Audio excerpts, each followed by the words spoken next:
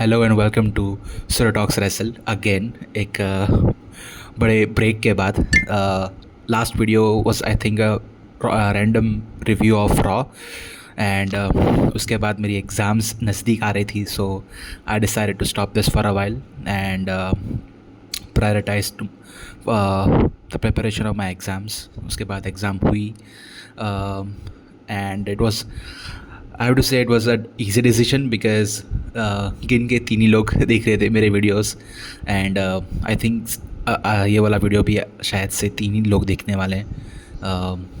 मैं, मेरी मम्मी और शायद से मेरे पापा, मेरे भाई। सो हाय गाइस, वेलकम बैक। वापस मैं आ गया हूँ। So yeah, a long time has passed and we've missed a lot of things in the world of wrestling. बड़ी ही scene changing and dynamic shifting चीज़ें हो चुकी है WWE में, specially in the world of wrestling. Elimination Chamber, Cena heel turn, WrestleMania, Cody Rhodes losing the championship, Backlash अभी हाल ही में गया 2 दिन पहले। So yeah, obviously I won't be going through all the things that they've been through, all the wrestlers, all the characters, all the storylines of the past. I won't be recapping them. I'll make sure to stay in the present. But as and when I go through them, as and when I go through the characters, the wrestlers, I'll make sure कि मैं उनके past की बात करूँ so that present में आके it all makes sense. It all ties up into the storylines. I was watching. I kept myself updated with all the things whilst I was preparing. मेरी exam के in fact दूसरे ही दिन WrestleMania था, so you know you can get the idea कि what it means to me. Episode शुरू होता है सबसे पहले तो with the tribute to Terence Brunk, popularly known as Sabu. A legendary figure in the world of professional wrestling, a legendary wrestler. उनके tribute से शुरू होता है क्योंकि yesterday he passed away, so rest in peace to the legendary, the homicidal, the suicidal Sabu. And then the episode starts with a angry CM Punk heading into the arena. CM Punk आते हैं and he's really angry. This is actually the first time we are getting to listen to him talk after WrestleMania, after the betrayal by Paul Heyman. Paul Heyman basically जो triple threat match थी उसमें he first betrays CM Punk, then he betrays Roman Reigns, and then he ultimately sides with Seth Rollins. So this is the first time that we are all listening CM Punk's opinion and CM Punk's what he's going through basically.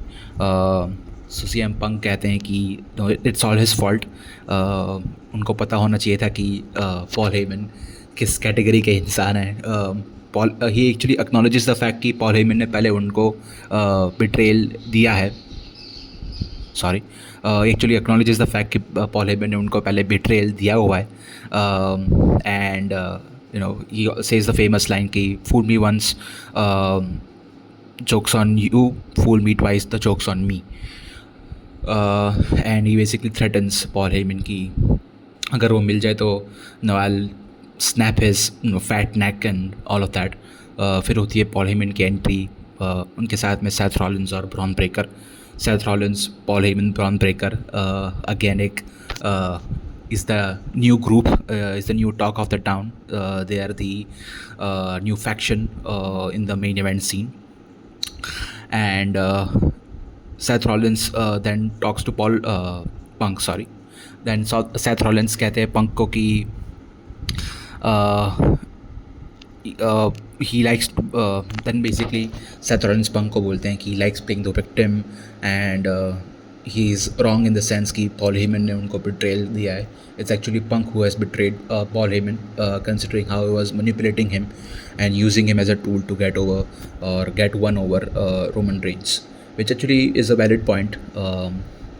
You could sort of feel even when the feud was going on between Roman Reigns, Punk, and Seth Rollins, with Paul Heyman between all three of them, or at least two of them, that Paul Heyman was getting a bit exploited and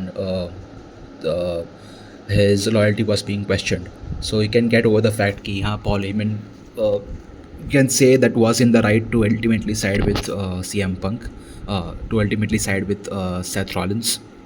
You can say that ultimately Paul Heyman's decision to side with Seth Rollins was justified. But then again, Seth Rollins says that Seth Rollins CM Punk को बोलते हैं कि इतना ही victim बनने का शौक है, so I'm sending Braun Breaker to make a victim out of you. Then Braun Breaker अपने इंटेंस अंदाज में Braun Breaker अपने इंटेंस अंदाज में आते हैं रिंग में and starts brawling with CM Punk. One thing I notice is Braun Breaker के हाथ बहुत ही येलोइश, हालांकि मतलब कि इट वॉज स्टैंडिंग आउट कि उनके हाथ बहुत येलो दिख रहे हैं. एंड आई फिगर्ड आउट कि ही is getting more and more stand day by day. I mean, the internet wrestling community was already making a notice of it because Paul Heyman और Braun Breaker दोनों ही कुछ ज़्यादा ही stand दिख रहे थे last episode में भी. तो इस आज के एपिसोड में तो उनके हाथ कुछ वियर्ड कलर के was स्टैंडिंग आउट, बस एक्चुअली येलो, मुझे तो येलो दिख रहे थे. So that was weird. It was as if कि वो येलो ग्लव्स पहन के आए. So yeah they start rolling. फिर Sami Zayn and Jey Uso come to the rescue and उनको बचा लेते हैं CM Punk को. And that's the end of the first segment of the episode. So basically, main event scene, at least Raw ka, is between the faction of Paul Heyman, Seth Rollins and Braun Breaker against, I would say, Punk, Jey Uso, sort of Sami Zayn. So ये main event scene है. Main event इन सब wrestlers के बीच में अभी है. Then continuing और मेन इवेंट पे भी रहते हुए we can talk about Jey Uso. One thing about Jey Uso I want to point out is उनके लुक में जो अभी चेंज आया है. First of all, Jey Uso is our new world heavyweight champion. I have to sort of reiterate that. He beat Gunther, famously tapping him out at WrestleMania, the opener of WrestleMania, and he is the new world heavyweight champion. In my opinion, well, it is a good decision to make him the champion. उनको इतना back किया गया, उनको royal rumble winner बनाया, so that is good for him. Match was good. It wasn't the best match, as people say. It was a good Jey Uso match, but an average Gunther match. So I think I echo that same sentiment. मुझे तो ठीक ठाक ही लगी. I think जो ending थी, it could have been a bit crisper in the sense कि जो चोक, जो स्लीपर होल्ड दिया था जे ऊसो ने गुंथर को. So I think Gunther should have at least survived like a minute और टू, लाइक थोड़ा रेसिस्ट करके, थोड़ा सर्वाइव करके तुरंत ही टैप आउट नहीं कर देना चाहिए था. That's what I mean. And I don't think it should have been a tap out. I think it should have passed out and फिर जो रेफरी हाथ उठा के जो गिराता है, and the referee should have called the game कि Gunther has passed out, but he tapped out. Fine. So basically main event, Jey Uso is your new world heavyweight champion and he looks good as a champion, not gonna lie. And मैं बात कर रहा था कि उनके look में जो एक चेंज आया है. It's not wearing that orange और ब्लू कलर्ड यीट ट्रंक्स और टी शर्ट जो भी है. He is now wearing tank tops, जो हम बंडी बोलते हैं, गंजी बोलते हैं जो हिंदी में या फिर गुजराती में. ब्लैक और वाइट कलर की टैंक टॉप्स पहन रहे हैं. That really suits him. I think उनका जो लुक है, उनके टैटूज उसमें बहुत अच्छे एक्सेंचुएट होते हैं. And I just think that look suits him. That skin tight और टैंक टॉप्स थोड़ा और सीरियस लुक देते हैं उनको कि is a main Evander, is a champion now. So I think that's a good touch to his character. Speaking of Jey Uso, he cuts a promo. He makes his entrance from the crowd, eating with the people, and then he talks about his match against Logan Paul. उनका Logan Paul के साथ भी एक feud है. Saturday night's main event में he'll be defending his World Heavyweight Championship against him. और फिर entry होती है गुंथर की, जिन्होंने रिसेंटली पैट मैकेफी के साथ एक interesting one of hard hitting entertaining match खेली थी बैकलैश पे. It was an interesting feud. And वो फ्यूड का बेसिक नतीजा और जो इंटेंशन था कि गुंथर अपना कॉन्फिडेंस रिगेन कर रहे हैं. एंड हालांकि वो कोई रेसलर के साथ नहीं, एक पार्ट टाइमर के अगेंस्ट था, but still I think I believe कि it could have been played a bit better, but बहुत ही कि फटाफट निपटा दिया ऐसा लग रहा है फ़िलहाल तो। और आज भी कुछ उसका मेंशन था नहीं ज़्यादा। बैट मैकफी को हरा दिया उन्होंने, उनका कॉन्फिडेंस वापस आ गया है, and then he makes his come back today against, he interrupts Jey Uso's promo, and वो कहते हैं कि तुम में से जो भी जीतेगा वो will face me after on the episode of raw after money in the bank, I think if I am right. So potentially कोई कैश इन का कोई सिचुएशन हो सकता है। आई थिंक वो कुछ करने की ट्राई कर रहे हैं, आई थिंक शायद से। So I believe it's gonna be a rematch between Gunther and Jey Uso, because I believe कि जे ऊसो हरा देंगे लोगन पॉल को सैटरडे नाइट्स मेन इवेंट में, but will see. So it was good to see Gunther back, and it's good to see he's getting his rematch, because it only makes sense within the rules of WWE. कोई भी champion अगर हारता है तो next match वो rematch कर सकता है अपनी sanction. So yeah it will be interesting to see कि ये rematch how it plays out, and what could be the potential ramifications of that. So that was interesting. Jey Uso इस promo में बहुत strong थे। He ends the promo in the face of between Gunther really strongly. He says कि पहले मैं वो YouTuber को निपटाऊंगा, फिर तुझ पे आऊँगा, and I'll tap you out once again basically. So yeah, all in all a great segment. Now still sticking on to the main event scene, हम देखते हैं बैक स्टेज सेगमेंट जिसमें Seth Rollins कान भरते हैं basically, and tells Bron Breakker we don't know what that is at that point. Basically उनके कान में फूस करते हैं कि you know have some fun and do this for me, and फिर it pays off in the end. Ludwig Kaiser का interview करना शुरू ही कर दिया जैकी रेडमंड बैक स्टेज की, कुछ कमोशन का आवाज़ आता है, and then camera pans to beaten up Jey Uso lying on the ground, and Bron Breakker standing tall with his shirt opened, and basically indicating कि उन्होंने पीट दिया है जे ऊसो को। So basically Jey Uso has a lot to deal with, mean he is dealing with this new faction. Seth Rollins उनके title के पीछे हैं, गुंथर ने रीमैच इनिशिएट कर दिया, लोगन पॉल तो उसके पीछे है ही। So I mean that's really good to see कि जे ऊसो को पता चल रहा है कि how what it is to be a champion, and once you become a champion in WWE, a lot of people are behind you for you, not behind you. All people are against you for that title. So yeah, that's good to see. All in all, main event scene, it played out really well. एक match announce हुई है कि Seth Rollins और Braun Breaker versus Sami Zayn and CM Punk. सो इतने सारे जब factors involve हो गए हैं, I be really looking forward to see कि how it all plays out, and triple H और उसकी टीम क्या इसका नतीजा लाती है। I am up for it now. So yeah that was all I think from the main event scene. Now coming to the mid card scene that involves the intercontinental championship Dominik Mysterio की, जिन्होंने हरा दिया है Penta को Backlash में। Chad Gable, sorry not Chad Gable नहीं थे, Chad Gable आज की मैच में थे, एक दूसरा wrestler L Grande americano. So L Grande americano ने इंटरफियर करके पेंटा को हरवा दिया basically intercontinental championship match, and Dominic Mysterio is still the Intercontinental Champion. And I was a bit disappointed by this, because I think Penta की जो popularity थी, जो debut के बाद उनका जो hype था, they should have cashed in, and backlash में I think जीता देना चाहिए था, but crowd कुछ ज़्यादा ही अब Dominic Mysterio के फेवर में है।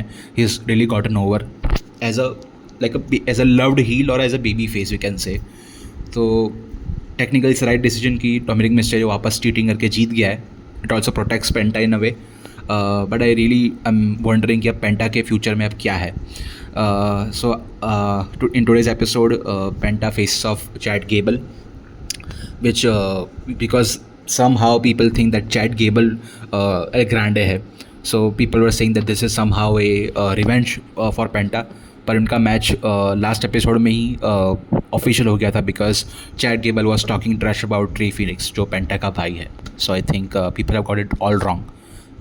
चैट गेबल ग्रैंड अमेरिकानो नहीं है. This is a completely different match. So yeah, Penta faces Chad Gable in a very good match. This match was better than I would say Penta's debut match. Mexican Destroyer does it for Penta yet again. And after this, I was still left thinking कि okay, ये match हो गया, पर अब next क्या है पेंटा के लिए.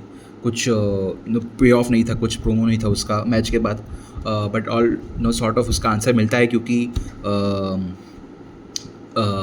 Further in the episode Finn Balor versus AJ Styles होता है.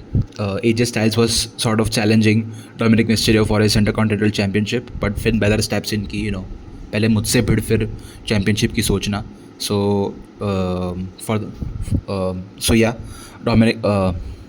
Finn Balor versus AJ Styles होती है and it's like a classic.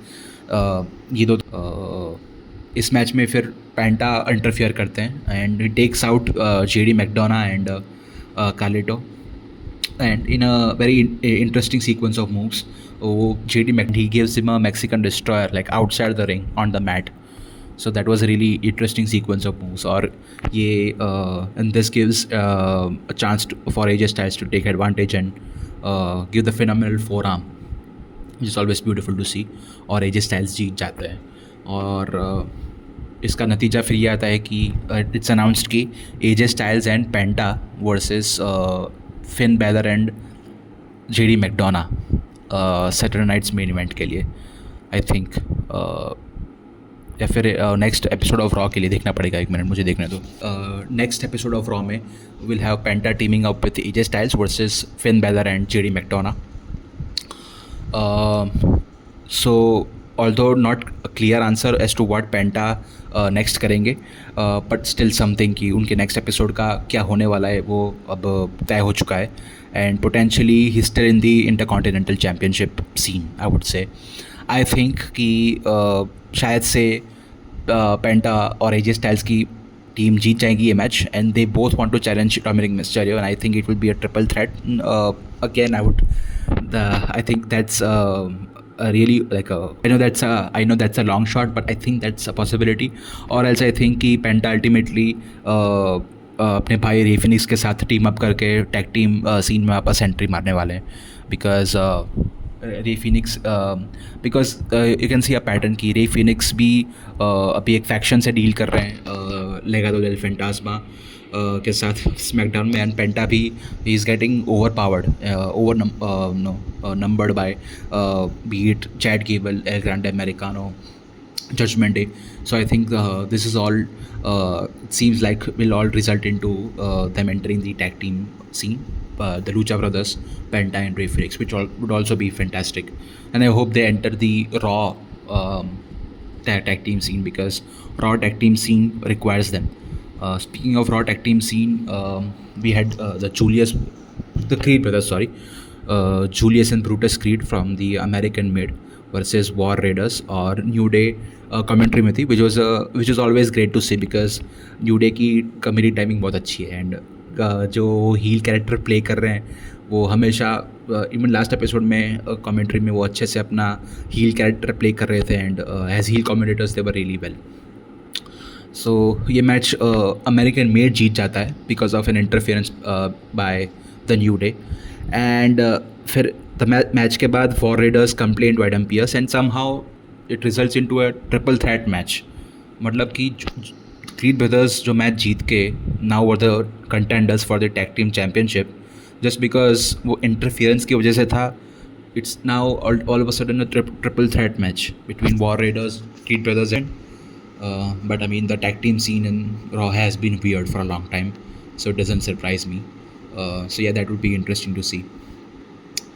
और कुछ है नहीं मेरे पास टैग टीम सीन के बारे में बोलने के लिए. विल सी इफ इट निखर के आता है बाहर, कुछ इंटरेस्टिंग होता है, so I'll be more than happy to enjoy it. आज के एपिसोड में फीचर हुए थे दो interesting promos. One was a pre taped video package and one was a live promo.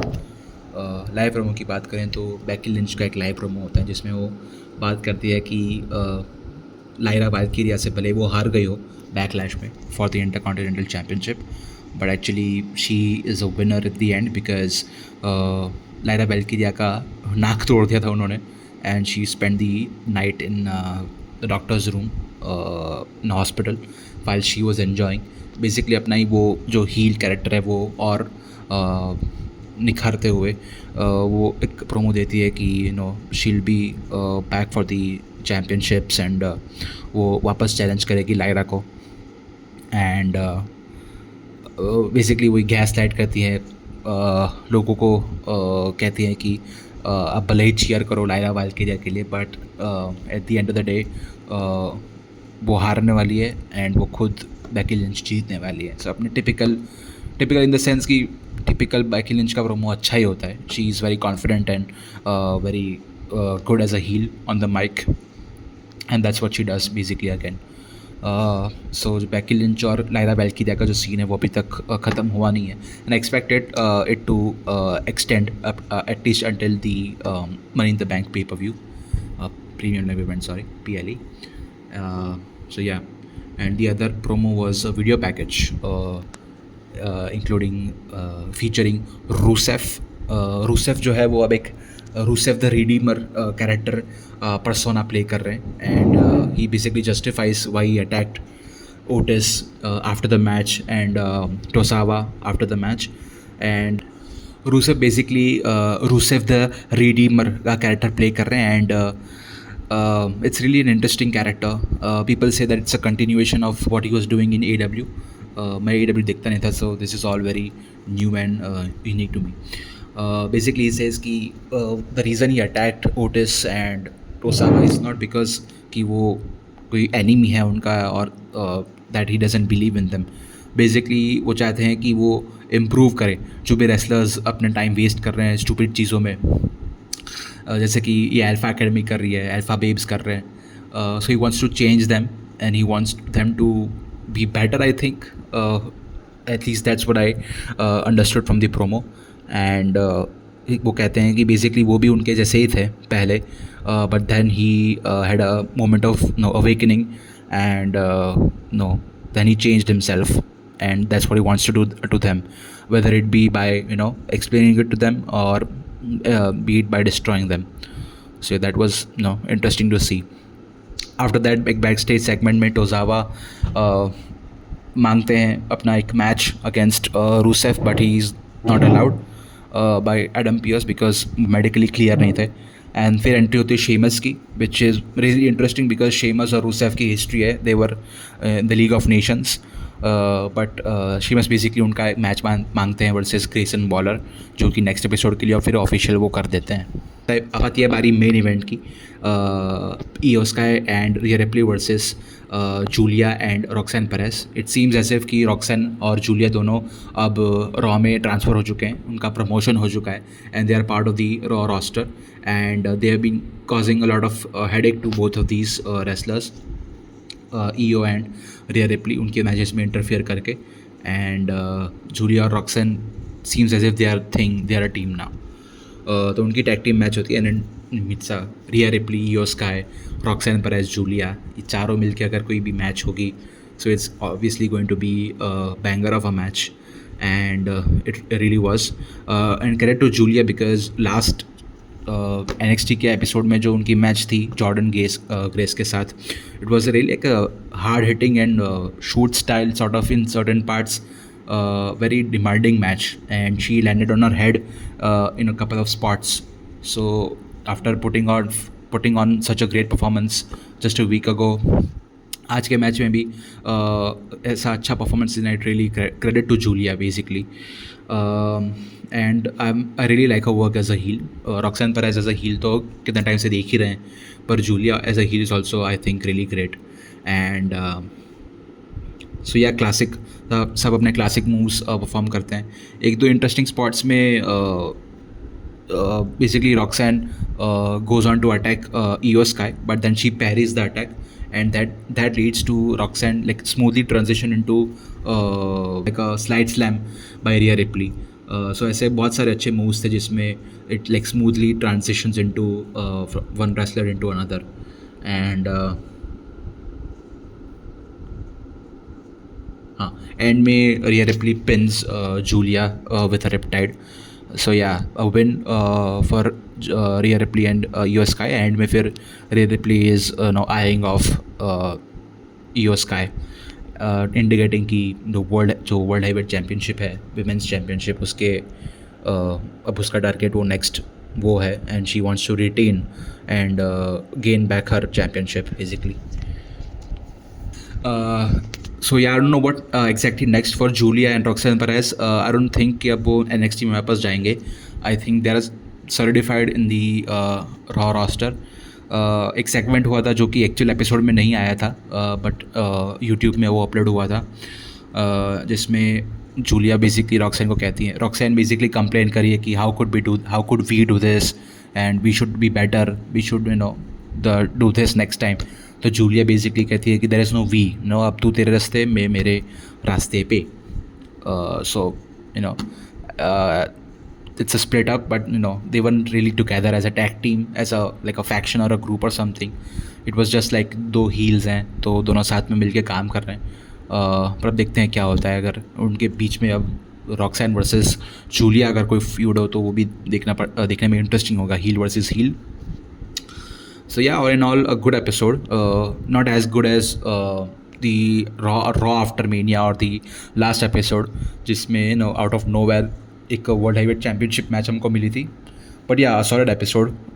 It move the needle certainly it move the needle forward, and it be interesting to see क्या होता है next episode में. Next episode की matches announce हो गई. Obviously Bron Breakker ने attack किया Jey Uso को, Jey Uso versus Bron Breakker, और non title match. Grayson Waller और शेमस की मैच, जिसमें पोटेंशली ग्रेसन वॉलर और ऑस्टिन थियरी का स्प्लिट हमको देखने मिल सकता है. अब तो I think nobody cares now, but और in all if it happens it will be interesting to see कि ऑस्टिन थियरी अपना जो मोजो है, अपना जो ऑरा है, वो वापस ला सकते हैं कि नहीं, because I think there is potential in him and Grayson Waller. But I am more interested in Austin Theory certainly. And और एक मैच जो अनाउंस हुई, Penta and AJ Styles versus Judgment Day, JD McDonough, who is back by the way after that horrific injury, that badass moment where he almost broke his neck but ended up breaking his rib cage, piercing his lung. वो सब करके भी JD McDonough वापस आ गया है. सो या credit to him, massive respect for him. And उसके बाद तो अच्छी मैचेस में भी वो परफॉर्म कर दिया है, पर देखेंगे अब ये मैच में क्या करते हैं वो. So yeah all in all a great episode, and it was fun to review this after such a long time. Please like the video, subscribe to the channel, and मिलता हूँ मैं आपको potentially, I try my best, but yeah NXT के review में. And yeah thank you so much. मिलता हूँ आपको next episode में. पीस.